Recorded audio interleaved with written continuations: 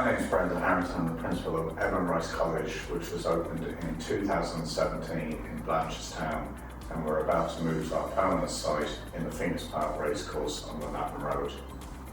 We started off with 21 students. In September we will have over 500. We had 7 teachers. We will be up to 35 teachers in September. But we've grown in many other ways as well, and one of those key ways is the use of technology within the school. It's been a key part of our development since day one.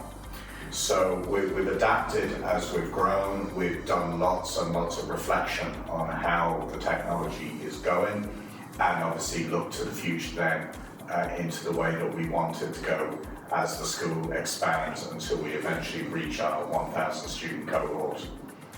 I really like the iPads because first of all, we have Schoology, it's an app, and for each subject we have like different keynotes that the teacher puts up, and it helps us, study. If we need to revise, we'll look over those keynotes, and then when it comes to a test, you can look at those notes and you'll kind of know what each of the topics are about.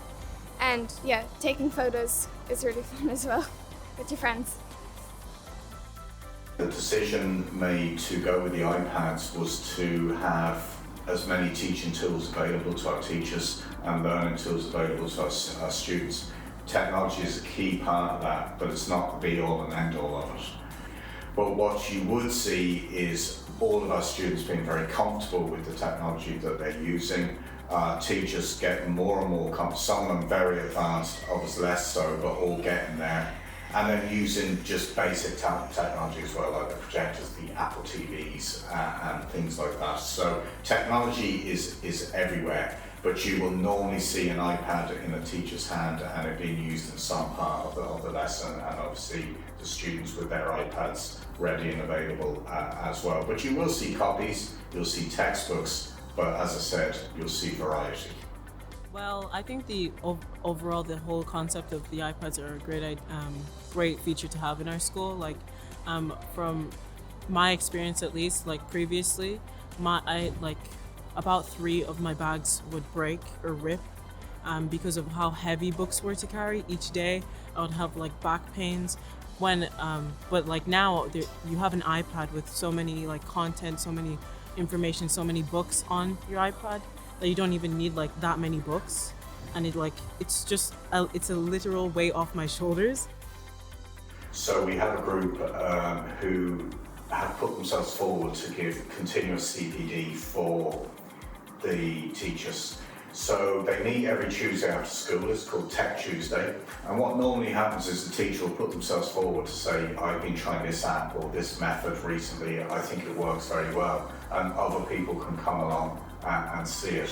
We also had a digital week where people put up in the staff room on a timetable what they would be using at various times during the week, and other teachers then could sign up and go and see them. So I've always been a firm believer that CPD is best within your own establishment, because I think we find it easier to learn off each other, because obviously we're all in the same situation in the school. So I think it's great, and it gives real confidence to teachers that they can approach their colleagues and say, look, I'm trying out this, I'm not sure I'm doing it right, can I get a hand? And people are only too willing to be available to help. And that's transcended to the students as well, because the student tech team would do something similar as well. So I'm absolutely delighted to see that level of CPD going on by our own people, for our own people, constantly in the school. Well, the iPads are great because it gives you the freedom to do whatever you want. It's really great for your education. The schools have like restrictions on it, so you can't just go ham and do whatever you want. And well, aside from that, they're just really fun, and you can be a lot more productive because you can type faster than you can write. The more empowered learners are, the more control they have over their own learning, the more they will learn. So they have the opportunities to embrace technology, and teachers will give them the chance to, for example, present work in different ways, produce digital portfolios, recordings, lots of different ways of using the technology in a way that they're comfortable with. And because the teachers are now so comfortable with it, they can give guidance to them as well. So you will see our students using technology throughout the school, but what you'll see is their confidence grow So they're not just leaving us with the normal educational skills that you would hope students would have, but very enhanced technological skills and very independent learners. And I think technology is really helping us achieve that.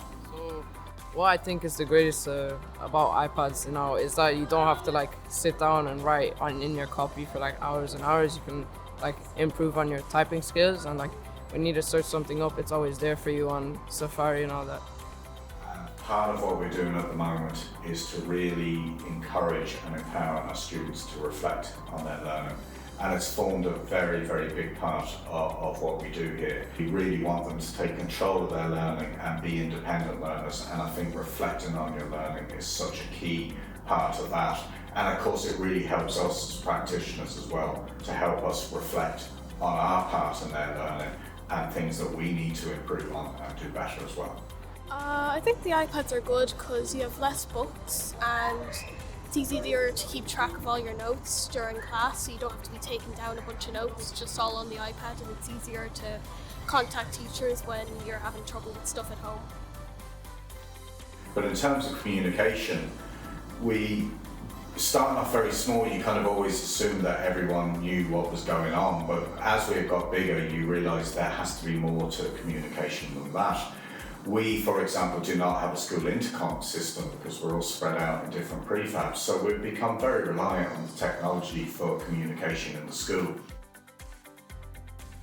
To look at where we started in 2017 to where we're going to now, it's been an incredible journey, an exciting journey, and technology has been part of that. But we have found during that journey that having flexibility has been key, and we've had no choice because of the circumstances we've been in our temporary accommodation. But one thing we've been determined to ensure is it's never impacted on teaching and learning in a negative way. So once we move to our state-of-the-art facility, I would only see us growing further as a teaching and learning community, but also as a community that embraces technology.